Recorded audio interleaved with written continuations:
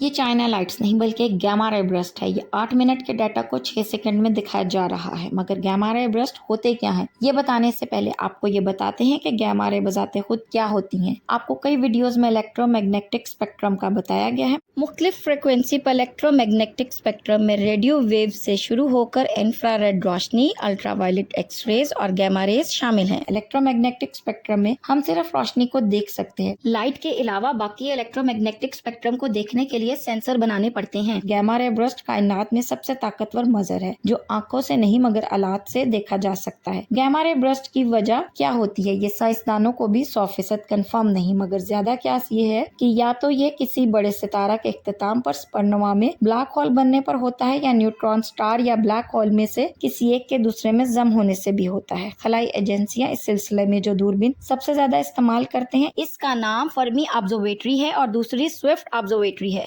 یہ ویڈیو بھی فرمی کے لیڈ انسٹرومنٹ سے 16 ستمبر 2008 کو مجموعہ النجوم کرینا میں 12.2 ارب نوری سال کے فاصلہ پر واقع GRB 080916C آبجیکٹ کی ہے۔ یہ دوسرا بڑا گیما رے برسٹ ہے جس کا سائنسدانوں نے مشاہدہ کیا۔ اس میں عام 9000 سپرنووا کے برابر انرجی خارج ہوئی، جو کہ سائنسدانوں کے اندازہ میں اگر مکمل بجلی میں کنورٹ ہو سکے تو کرہ ارض کو 13.5 آکٹیلین سال بجلی دی جا سکتی ہے۔ یاد رہے کہ آکٹیلین سے مراد 27 صفر ہیں۔ اس کے بعد 9 اکتوبر 2022 میں مجموعہ النجوم سگیٹا میں 2.4 ارب نوری سال کے فاصلہ پر GRB 221009A آبجیکٹ سے خارج ہونے والا گیما رے برسٹ آج تک کی انسانی تاریخ کا سب سے بڑا ریکارڈ کردہ گیما رے برسٹ ہے۔ یہ اتنا بڑا برسٹ تھا کہ اس میں خارج ہونے والی انرجی سورج کی 4.2 ارب سال میں خارج کی گئی کل انرجی سے 1000 گنا زیادہ ہے۔ 2.4 ارب نوری سال کے اتنے دور فاصلہ سے آنے والے اس گیما رے برسٹ کی انرجی اتنی تھی کہ